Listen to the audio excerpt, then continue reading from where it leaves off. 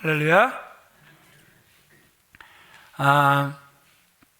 승려이면서 또 님의 침묵으로 우리에게 잘 알려진 시인이면서 또 독립운동가 33인 중에 한 사람이었던 만의 한용운, 그가 이제 전국에서 승려들이 다 모이는데 그 자리에서 설법을 해달라는 요청을 받아요. 이제 지팡이를 딱 이제 들고 강단에 서서 그가 이렇게 이야기를 합니다. 사람의 더러운 것은 몸에서 나가는 배설물이니라. 이 말을 하고 조금 있다가 또 그보다 더 더러운 것은 사람의 시체가 썩는 냄새니라. 또 조금 있다가 지팡이로 그 책상을 깡깡 치면서 이렇게 이야기를 합니다. 그보다 더 더러운 것은 염불에는 마음이 없고 잿밥에만 마음이 있는 중놈들의 마음이니라. 이렇게 이야기를 하고 그 자리를 떠나갔다라는 거예요. 참 많은 찔림이 있습니다. 목사는 말씀과 기도에 전념을 해야 하는데 잿밥에 관심이 있는 목사들이 점점 많아지는 것 같아서 안타깝고, 항상 나누고 섬기는, 그래서 그리스도의 향기요 편지가 돼서 이 세상을 살아가야 하는데 그렇게 살아가지 못하고 오히려 하나님께서 주실 복만 생각하는, 잿밥에만 관심이 있는 그러한 성도들을 바라보면서 어떨 때는 안타까움을 금할 길이 없습니다. 여러분, 세상에서 제일 무서운 것이 무엇이겠습니까? 핵무기? 중성자탄? 여러분, 사실 그런 것들을 사용할 수 있는 사람의 마음이죠. 그 사람의 마음에 따라 선용될 수도 있고 그 사람의 마음에 따라 악용이 될 수도 있죠. 그래서 우리가 어떻게 이야기하죠? 마음 먹기 나름이다. 무엇 먹기 나름이다? 마음 먹기 나름이죠. 부부간에도 대판 싸울 것 같아. 남편이 조심스럽게 긴장하고 있는데 그날 아내가 또 그날 남편이 그 마음을 넓힌 거예요. 이게 다른 나라 같으면 이게 싸워도 크게 싸울 일인데 남편이 마음을 넓히니 아내가 마음을 넓히니 이런 일 같았으면 아버지가 자식들을 야단을 죽도록 쳤을 텐데 마음 먹기에 달렸다고? 그래, 그럴 수도 있지. 우리 다음엔 그러지 말자. 그래서 그 가정을 평화롭게 하는 이 모든 일어날 수 있는 일들이 무엇 먹기에 달려있다? 마음 먹기에 달려있다라는 것이죠. 그런데 안타까운 게 뭐냐 하면 너무나 많은 사람들이 하는 말 중에 하나가 요즘 이 시대에는 마음이 통하지를 않는다라는 거예요. 전에는 부부싸움은 칼로? 물베기. 그러니까 영양가가 하나도 없어요? 휘두를 때 무서운데 칠 때는 갈라지는 것 같은데 다시 아무 일도 없다는 듯이 딱 붙어버리는 부부싸움을 칼로 물베기다, 이렇게 이야기를 했다면 여러분, 지금은 어떻습니까? 지금 부부싸움은 끝장나버리는 거죠. 그렇죠? 이런 일들이 우리 주변에 얼마나 많이 일어나는지 모른단 말입니다. 왜 그렇습니까? 사람들의 마음이 악하기 때문에 그렇다라는 것이죠. 자, 지지난주 이어서 오늘 본문은 이스라엘 백성들이 사무엘에게 왕을 세워달라고 요청하고 사람이 소리내고 그래서 사람이 계획해 가는 것 같지만 그러나 그것을 이루시는 분은 하나님이었다라는 사실을 오늘 우리에게 다시 한번 분명하게 보여주고 계십니다. 그래서 하나님의 허락으로 사울이라는 왕이 세워지는 것이죠. 자, 우리가 55주년 임직 감사 예배를 드리게 됩니다. 임직자들이 몇 분이 세워지고 있습니까? 23분의 임직자가 세워지고 있습니다. 많은 사람들은 그런 소리를 해요. 야, 이거 정말 하나님이 하시는 일일까? 정말 목사가 세우는 것이 아니고 점수가 우리를 세우는 것이 아닐까? 많이 그런 말들을 해요. 그런데 오늘 말씀을 통해서 우리에게 너무나도 분명하게 보여주시는 게 뭐예요? 사람들이 소리를 냈어요. 우리에게 왕을 세워달라고. 그 모든 일을 계획해 나가는 건 다 사람 같았어요. 그런데 오늘 잠언 16장 말씀 그대로, 사람이 계획해 가는 것 같지만 그 일을 이루시는 분은 누구라고요? 하나님이시라는 거예요. 오늘 본문이 그 모습을 우리에게 보여주고 있다라는 것이죠. 하나님이 이스라엘 초대왕을 세우시는데 그냥 세우시는 것이 아니라 6절 보면 사울에게 여호와의 영이 임함으로 하나님께 쓰임받는 왕이 되는 모습을 우리에게 보여주고 있다는 것이죠. 정말 하나님이 하시는 일이 오늘 계속 드러나고 있는데 이제 사울이 왕이 됩니다. 그럼에도 불구하고 사울은 두려워 숨어버립니다. 제비뽑기로 모든 이스라엘 백성 중에서 왕으로 뽑힘으로, 아하, 세상에 이럴 수가? 사무엘은 더 놀랄 수 있는 거죠. 사무엘은 이미 하나님의 계시에 의하여 사울이 왕이라는 사실을 알아요. 그리고 방법으로는 뭘 택했어요? 제비뽑기를 택했단 말입니다. 한 12지파가 나왔어요. 12지파 중에 한 지파가 택해져요. 확률이 그래도 괜찮죠. 12대 1이니까. 그런데 이제 그 지파에서 가족 단위로 뽑히게 돼요. 확률이 점점 넓어지고 높아지는 거죠. 그런데 거기서도 기스의 아들 사울이 뽑혔단 말입니다. 여러분, 일을 행하시는 분이 누구라고요? 여호와이시라는 사실을 우리에게 보여주고 있다는 것이죠.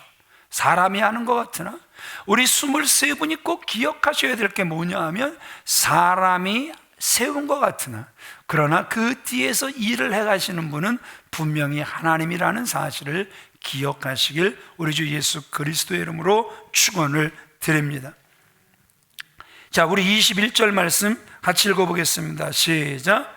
베냐민 지파를 그들의 가족별로 가까이 오게 하였더니 마드리의 가족이 뽑혔고 그 중에서 기스의 아들 사울이 뽑혔으나 그를 찾아도 찾지 못한지라. 또 하나님께서 보면은 그 사울을 초대왕으로 세우시는데 그냥 세우시는 것이 아닙니다.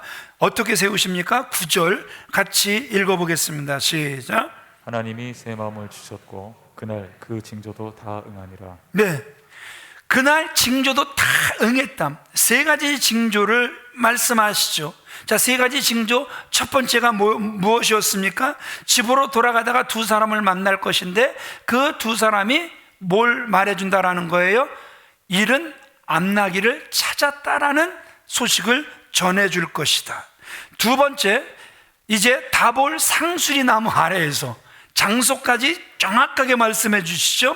거기서 세 사람을 만나게 될 것인데 그 중에 한 사람이 떡 세 덩어리에서 두 덩어리나 너에게 줄 것이다.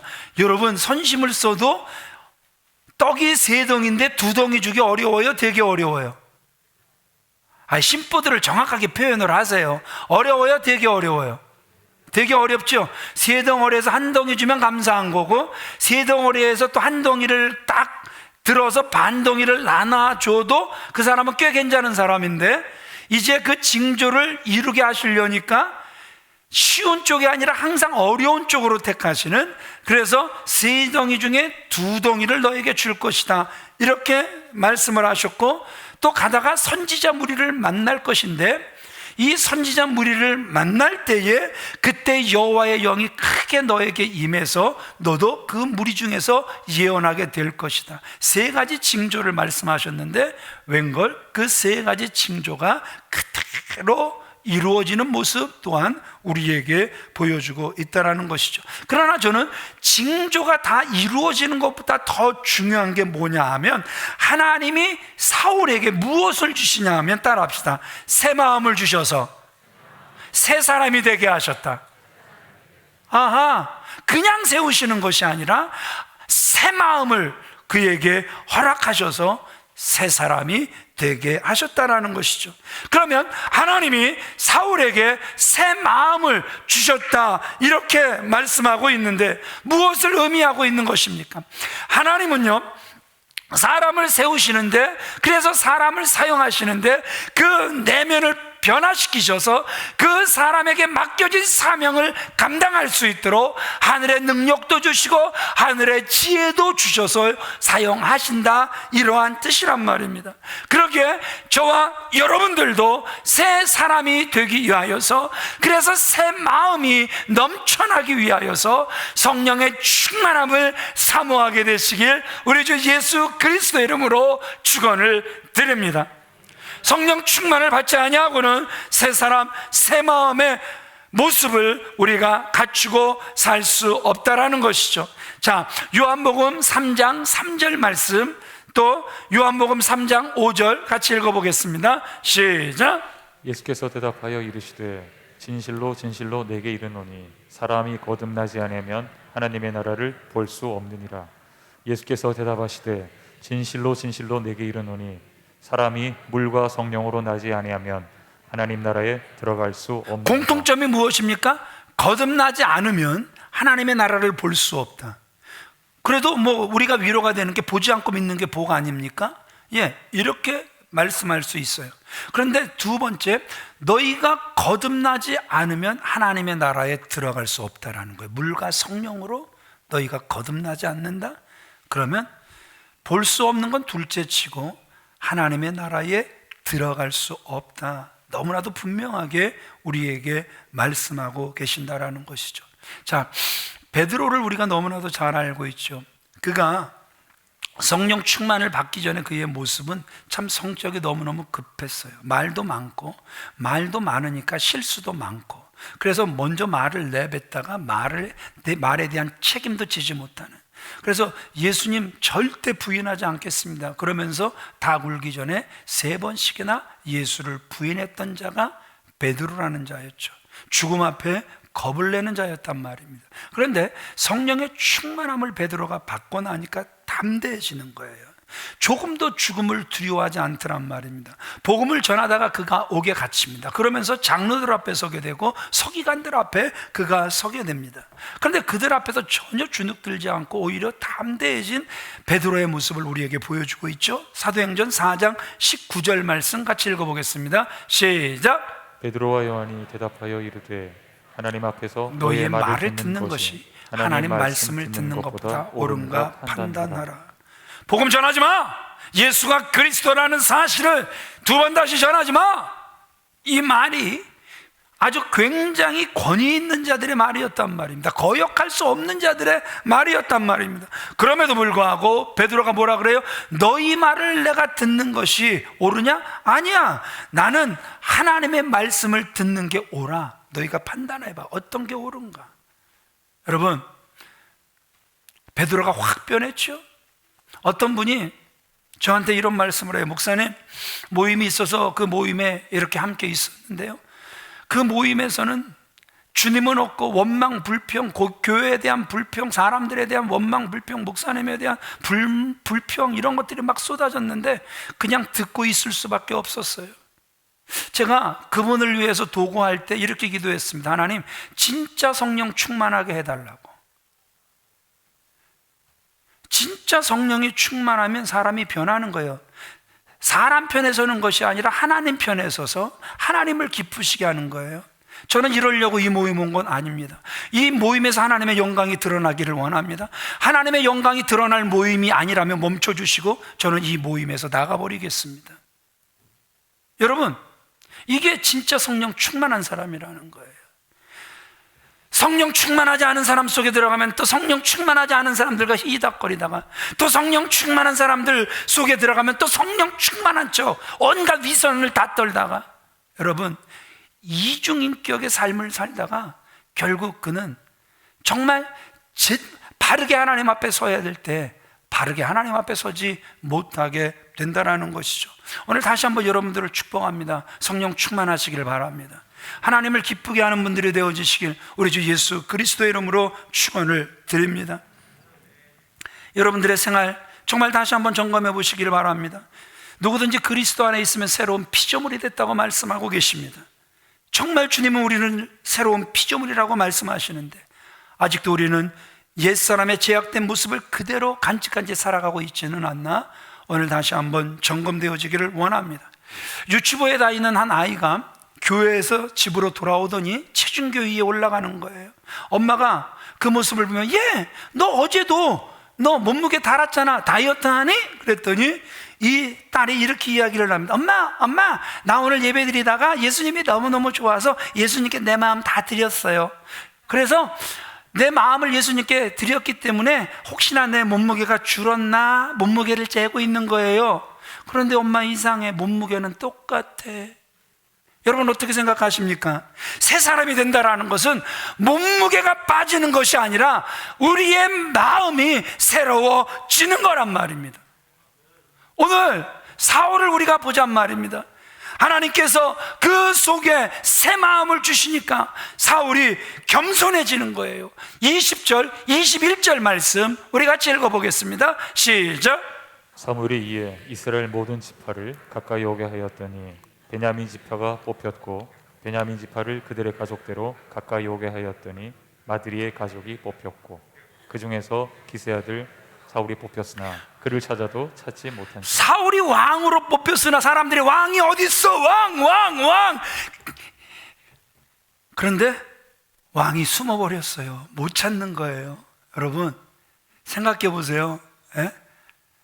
국회의원만 돼도 난리가 나고 아주 시의원만 돼도 눈꼴 사나워서 못 볼 정도로 사람들이 교만해지고 자기들 전용 주차장 이렇게 만들고, 그래서 어디 보니까 전라도 쪽인데 시의원들 주차장이 얼마나 넓은지 텅텅 비어 있어도 일반인들이 거기에 주차를 하지 못하게 하는 세상에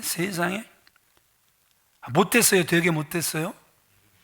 못된 거죠. 시험만 돼도 세상에 사람들이 이렇게 저질스럽게 변한단 말입니다.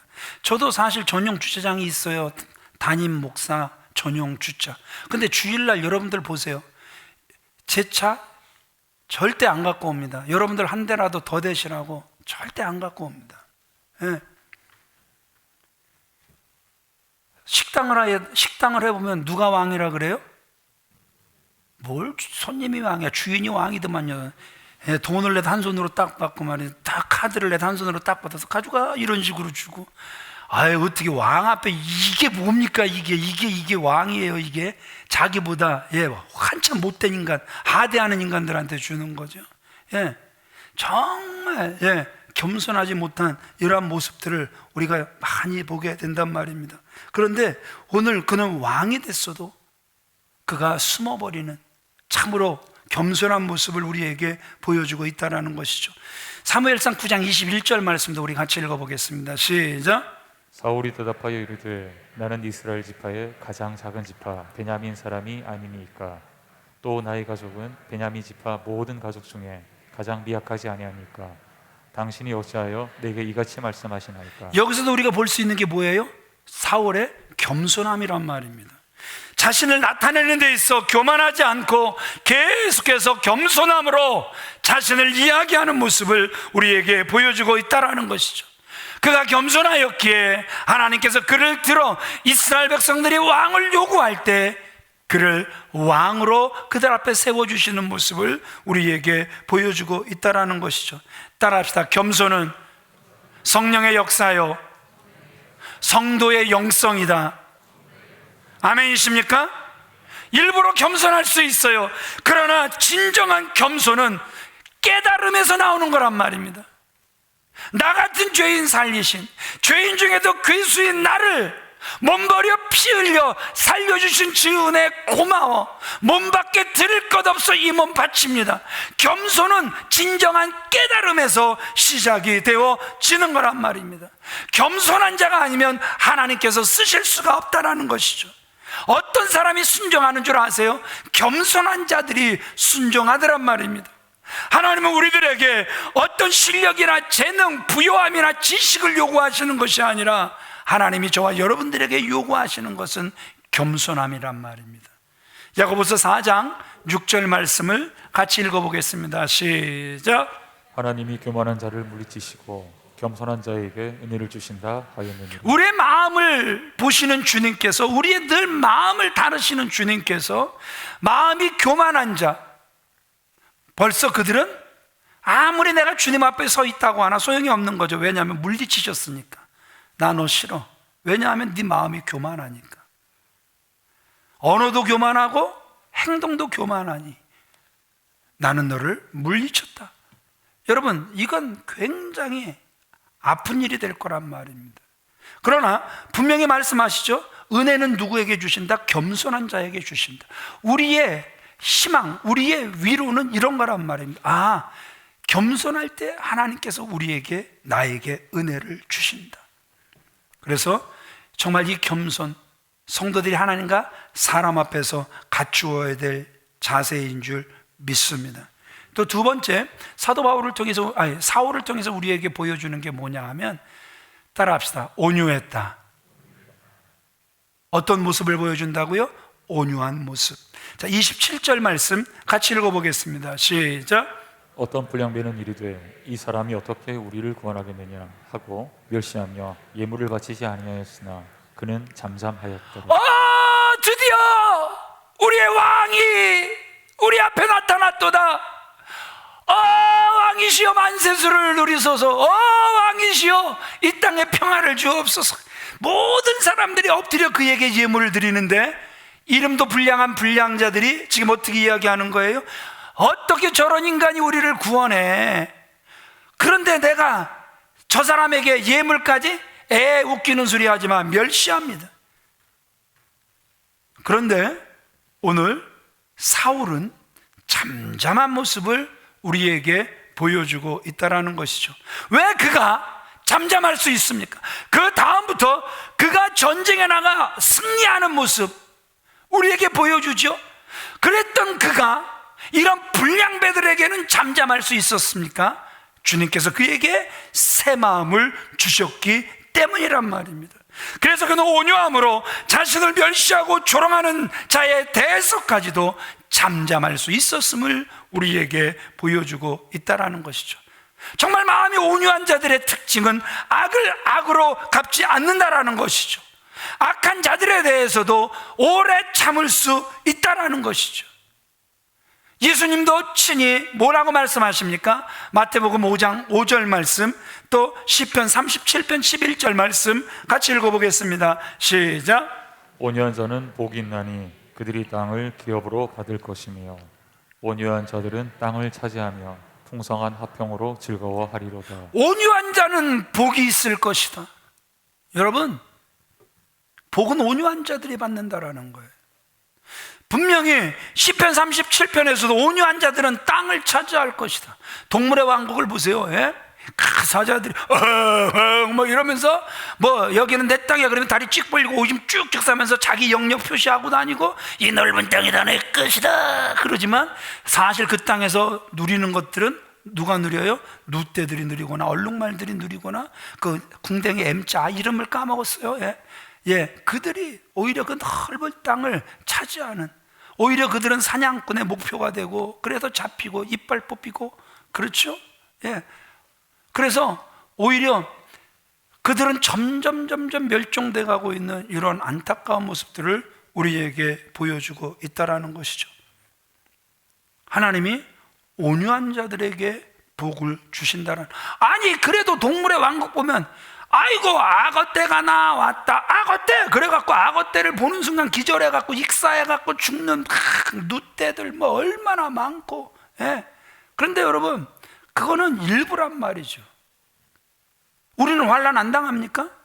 똑같이 환난 당한단 말입니다. 그런데 다 당합니까? 일부라는 것이죠. 분명히 온유한 자가 복을 받게 될 줄 믿습니다. 분명히 모세도 보세요. 왜 하나님께서 그에게 이스라엘을 맡기시는 거죠? 온유했기 때문에 그에게 이스라엘을 맡기셔서 출애굽하게 하시고 광야길로 인도하게 하신 모습을 보여주고 있단 말입니다. 민수기 12장 3절 말씀 같이 읽어보겠습니다. 시작. 이 사람 모세는 온유함이 지면의 모든 사람보다 더하더라. 온유함이 지면의 땅 위의 모든 사람보다 더했기 때문에 하나님께서 그를 이스라엘의 영도자로 세우셨던 모습을 우리에게 보여주고 있단 말입니다. 그러므로 성령의 열매인 이 온유한 마음이 우리 속에 넘쳐나게 되시길 우리 주 예수 그리스도의 이름으로 축원을 드립니다. 그러면 겸손하고 온유한 마음이 우리 속에 넘쳐나기 위하여선, 다른 말로 새 마음, 새 사람이 되기 위해선 우리가 어떻게 해야 하는가? 오늘 성경은 우리가 신앙의 길을 걸어가야 하는데, 신앙의 길은 성령의 충만함이 없이는 한 걸음도 나아갈 수 없다. 나아가는 것 같지만 그 걸음이 다 헛됨을 우리에게 말씀해 주고 있단 말입니다. 더더군다나 저와 여러분들이 하고 싶은 건 하나님의 일인데, 하나님의 일을 하려면 맡을 자에 구할 것은 충성인데, 그 충성하기 위하여서는 성령의 충만함이 우리에게 필수라는 것이죠. 그런데 감사하게도 우리에게는 우리 안에 계신 성령의 선물인 성령의 은사가 있다라는 것이죠. 성령 충만함으로 새 사람 되시길 주님의 이름으로 축원을 드립니다. 겸손하시고 온유한 사람 되어지시길 우리 주 예수 그리스도의 이름으로 축원을 드립니다. 우리 6절 말씀 같이 읽어보겠습니다. 시작. 네게는 여호와의 영이 크게 임하리니 너도 그들과 함께 예언을 하고 변하여 새 사람이 되리라. 예, 어떻게 변하여 새 사람이 되는 거예요?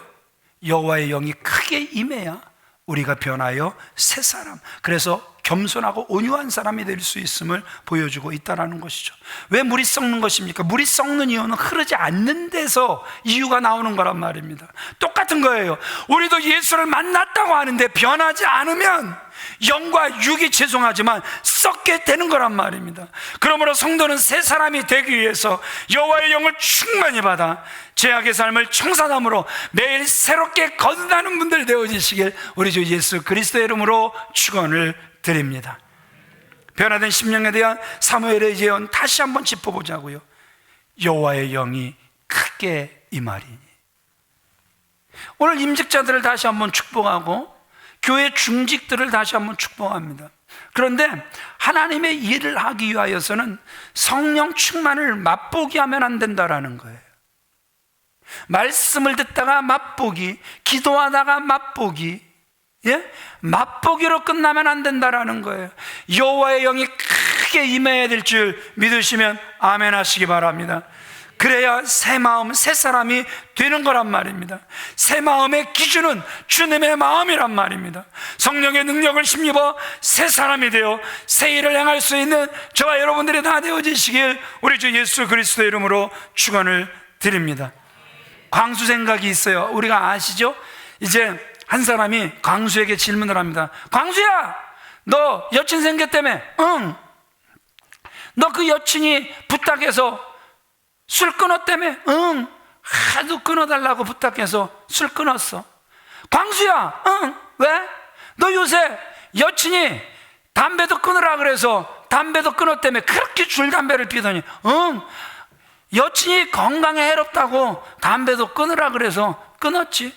그랬더니 이 친구가 또 질문을 해요.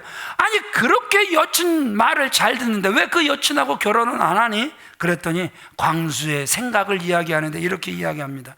내가 처음에는 참 자존감이 참 한없이 작았는데 내가 중독이 다 끊어지고, 그래서 술도 끊고 담배도 끊고 다 끊고 나니까 내가 꽤 괜찮은 사람인 거야. 그래갖고 아무리 생각해도 그 여자보단 더 좋은 여자 만날 것 같아서 결혼 안 한다? 누구 생각? 광수 생각. 여러분, 이 광수라는 사람은 그 여친과 헤어지면 다시 담배 피고 다시 술 중독에 빠질 사람이란 말입니다. 그대 없이는 못 살아. 나 없이는 못 살아. 나는 못 살아.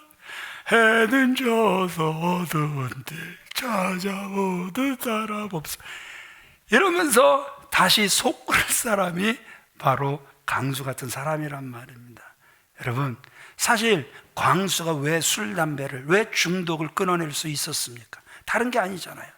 그 여친이 그를 사랑해주고, 그래서 그 여친의 사랑을 느끼는 동안에 그 사랑의 힘으로 그 좋아했던 것들, 그 눌렸던 것들, 그 중독된 것들을 끊어낼 수 있었단 말입니다. 그런데 그 사랑의 줄이 끊어지면 어떻게 되는 줄 아십니까? 다시 그 옛날로 돌아갈 수밖에 없는 거란 말입니다. 이때 생각나는 찬양이 도대체 무엇이겠습니까? 어떤 찬양이 생각나세요? 여러분, 이런 찬양일 것입니다. 날마다 날마다 주를 찬송하겠네. 주의 사랑 줄로서 나를 굳게 잡아 매소서. 날마다 주를 찬송하겠네.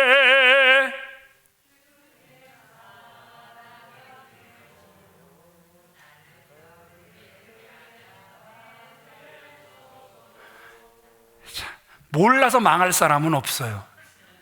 다 잘 알아. 얼마나 잘 아는지 몰라요. 주의 사랑줄로서 나를 굳게 잡아 매주세요. 그래서 그 사랑의 줄에서 벗어나지 않도록, 끊어지지 않도록 주여 도와 주시옵소서. 오늘 광수 보세요. 아무리 사랑이 강하고 뜨거워도 내가 커지고 교만해지면 끊어지는 거란 말입니다. 평생에 겸손하셔서 평생에 주 안에서 온유할 수 있는 저와 여러분들 다 되어지시길 우리 주 예수 그리스도의 이름으로 축원을 드립니다. 말씀을 마치겠습니다. 이 세상에서 우리는 왕으로 선출되는 사울의 모습을 살펴보았어요. 그래서 오늘날도 우리가 하나님 앞에 설 때, 그래서 하나님 앞에 쓰임 받기를 원할 때 어떠한 자세로 하나님 앞에 서야 하는가를 우리는 분명히 보았습니다. 겸손해야 하고 온유해야 됨을 보았단 말입니다. 사울은 자신을 나타내는 데 있어서는 교만하지 않았습니다. 자신을 멸시하고 조롱하는 자들 앞에서 잠잠할 수 있었음을 우리에게 보여주고 있단 말입니다. 그러기에 저와 여러분들이 정말 주님 닮기 원하십니까? 성도 되길 원하십니까? 겸손해야 될 줄 믿습니다. 온유해야 될 줄 믿습니다. 겸손하지 않고 온유하지 않은 사람은 성도로서 합당치 못한 삶을 살아가는 거란 말입니다. 따라합시다. 좋은 인격의 근원이 마음에 있다. 아멘이십니까? 좁아진 마음은 자신을 좁은 골방으로 몰아넣고 타인에게는 비방과 원망을 쏟아놓게 되어 있는 거란 말입니다. 자, 우리 고린도후서 6장 11절로 13절 말씀 같이 읽어보겠습니다. 시작. 고린도인들이여, 너희를 향하여 우리 입이 열리고 우리의 마음이 넓어졌으니 너희가 우리 안에서 좁아진 것이 아니라 오직 너희 심정에서 좁아진 것이니라.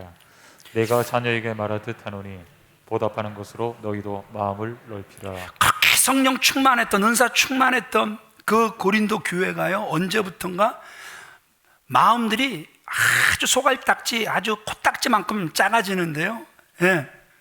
이제 그들에게 복음을 전해준 사도 바울을 비난하게 되는 거예요. 교만과 편견과 자고하는 마음, 그래서 좁고 치졸한 심정을 거침없이 사도 바울을 향해서 쏟아붓는 거예요. 변했어?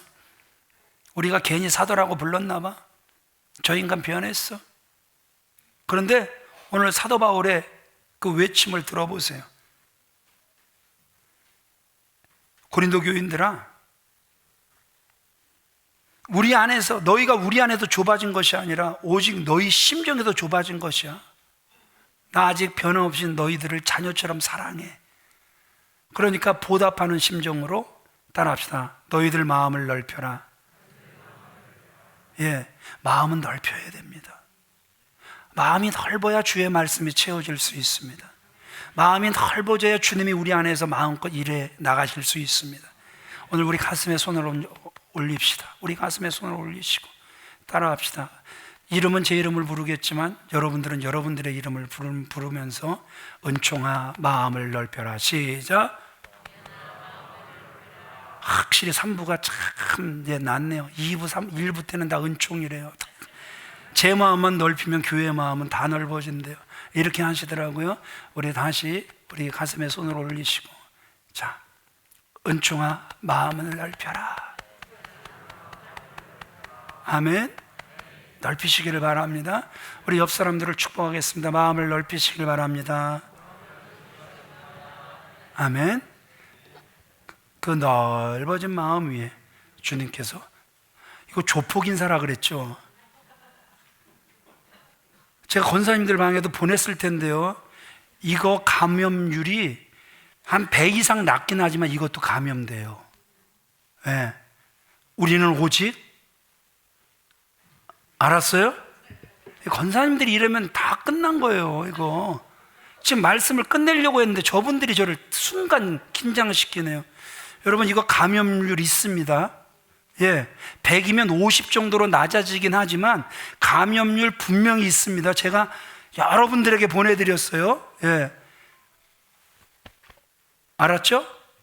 예, 팔로 이렇게 해주시기를 다시 한번. 어디에다가 이렇게 갔죠?